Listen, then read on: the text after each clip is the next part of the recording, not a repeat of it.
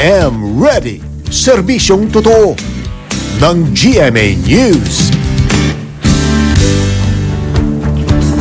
Mga kapuso, patuloy na makakaranas ng masamang panahon ang Visayas at Mindanao at ito po ay dulot pa rin ng isang low pressure area na namataan ng Pag-asa sa layong 120 kilometers east of Giwan, Eastern Samar. Paalala po ng ahensya, maging alerto sa posibleng baha at landslides, lalo na ang mga residente ng Eastern Visayas at Caraga Region dahil sa pag-igting ng ulan sa mga susunod na oras.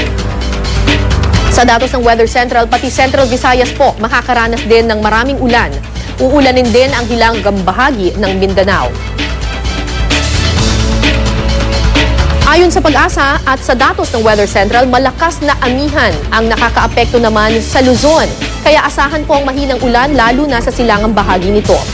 Higit na uulanin ang Bicol Region dahil sa convergence ng amihan at ng low pressure area.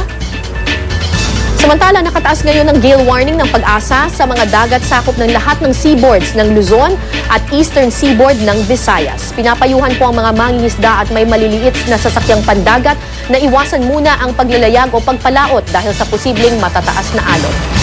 Para sa iba pang update, mag-log on sa GMA Weather webpage, Twitter at Facebook page.